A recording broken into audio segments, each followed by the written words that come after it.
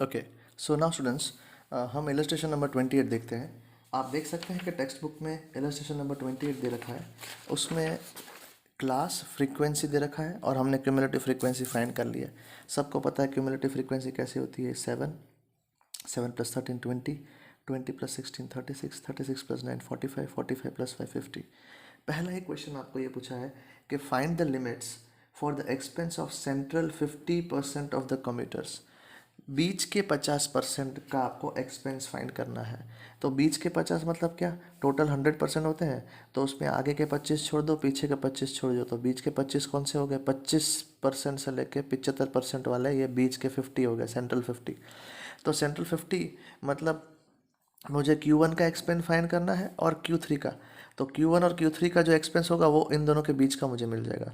तो सबसे पहले हम काम करते हैं, बिटवीन Q1 और Q3 फाइंड करना है। तो ये अभी हम सबको पता है कि ये अभी कंटिन्यूस फ्रीक्वेंसी है, तो उसके लिए फॉर्मूला हमने आपको बताई थी, क्या थी, QJ = L + N/4 - CF/F/C।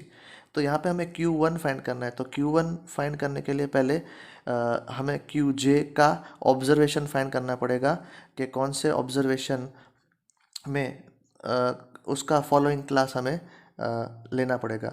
तो QJ है JN/4 ऑब्जर्वेशन, तो Q1 मतलब J की जगह 1, 50/4 ऑब्जर्वेशन, तो उसका आंसर मिलेगा 12.5 ऑब्जर्वेशन। 12.5 ऑब्जर्वेशन कहाँ पे लागू पड़ती है, तो देखो 7 तक की वैल्यूज़ है, उसके लिए ये क्लास है। 7 से ऊपर 8, 8 से लेके 20 तक ये क्लास फॉलो होगा। तो 12.5 जो है वो इस क्लास में फॉलो करता है। 8 से लेके 20 ये वाला क्लास है। तो मैंने लिखा है देखो कि वैल्यू ऑफ 12.5 है, मतलब 12th ऑब्जर्वेशन और 13th ऑब्जर्वेशन। तो 12 और 13 दोनों इस क्लास में लागू पड़ते हैं, इसलिए हमारा क्लास कौन सा होगा, 500 to 650। तो हमारे फॉर्मूला में L चाहिए, तो L lower limit 500। Cumulative frequency, तो जो क्लास है उसका ऊपर का क्यूमुलेटिव फ्रीक्वेंसी 7, जो क्लास है उसी का फ्रीक्वेंसी 13, और C क्लास लेंथ कितना है, 150। अब इसमें पुट करेंगे Q1 L की जगह 500, N/4, तो N/4 हमें क्या मिला, 12.5, तो 12.5 minus cumulative frequency 7 upon 13 into 150। 12.5 minus 7 5.5, 5.5 into 150 is 825। 825 को डिवाइड बाई 13 करेंगे तो हमें आंसर मिलेगा 63.46। तो 500 + 63.46 विल बी 563.46। तो ये पहला एक्सपेंस मिल गया कि Q1 का एक्सपेंस कहाँ से शुरू होता है, 563.46। अब हमें ऐसे ही फाइंड करना है Q3, तो उसके लिए ये रहा आपके सामने। तो Q3 उसका भी यही है, JN/4, तो J की जगह 3 आ जाएगा, 3 × 50/4। तो इसको हम सॉल्व करेंगे तो हमें आंसर मिलेगा 37.5 ऑब्जर्वेशन। 37.5 ऑब्जर्वेशन, तो फिर से मैं दिखाना चाहूँगा, 37 और 38 ऑब्जर्वेशन, तो 37 भी इसमें आएगा 800 में, 37 और 38 दोनों में क्लास लागू पड़ेगा 800 और 950। तो उसके लिए हमारा L क्या होगा, 800, फ्रीक्वेंसी 9 ही होगा, क्यूमुलेटिव फ्रीक्वेंसी 36 होगा, ऊपर का है इसलिए। फिर से यहाँ पे क्लियर कर देते हैं, तो 800 to 950 देख लिया आप लोगों ने। अभी अभी मैंने बोला क्यूमुलेटिव फ्रीक्वेंसी तो 36 जो मैंने बताया आपको, फ्रीक्वेंसी तो 9, क्लास लेंथ 150, लोअर लिमिट कितनी है तो 800। तो इसको सॉल्व किया तो ये बचा 1.5/9, 1.5 इंटू 150, तो बचेगा 225। 225 डिवाइड बाई 9 करोगे तो 25, तो 800 + 25 आ गया 825। तो पहला, the central 50% have expenses between 563 जो कि है Q1 और 825 जो कि है Q3। तो पहले का आंसर मिल गया।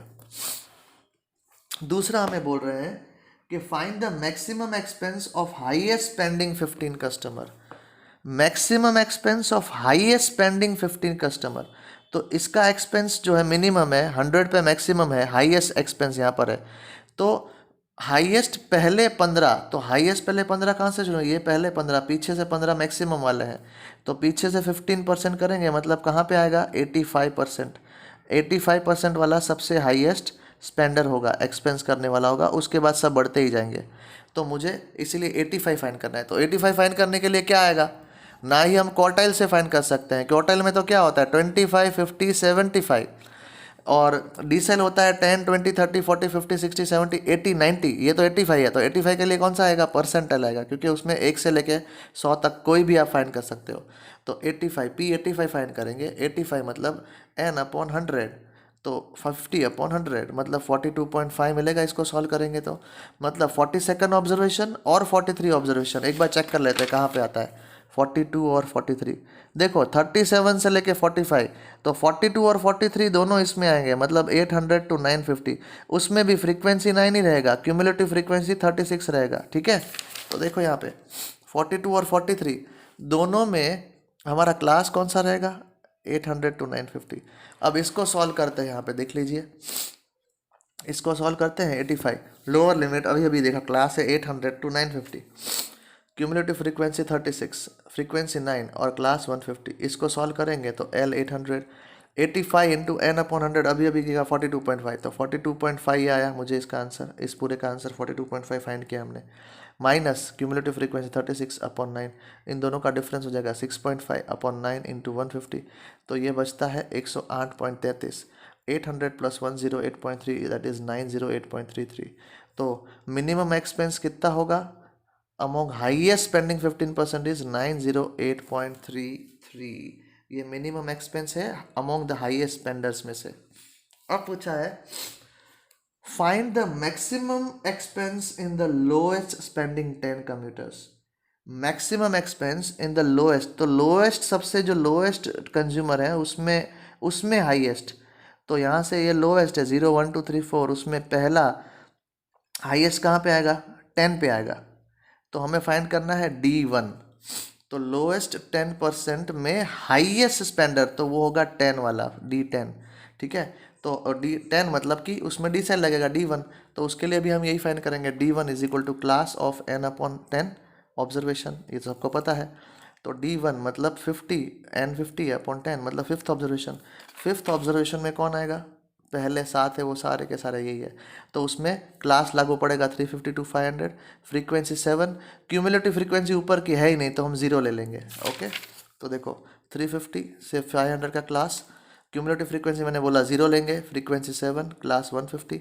इसको सॉल्व करेंगे, 350 n/10 का हमने अभी भी फाइंड किया 5, क्यूमुलेटिव फ्रीक्वेंसी 0, तो 5/7, 5 इंटू 150 हो जाएगा 750, तो 750/7, 750 को डिवाइड बाई 7 किया तो 107.14, तो D1 मिलेगा 457.14। तो ये हो गया मैक्सिमम एक्सपेंस हो गया in the lowest spending 10 commuters, that is 157.14 rupees. अब एक्सरसाइज 3.4 में हमने आपको 3 तक 1 to 3 तक आपको बताया था, 4, 5, 6 जो है ये आपका होमवर्क है, आप लोग कर लेना। अब हमारे नेक्स्ट लेक्चर में हम मॉड सीखेंगे, ओके। Thank you everyone.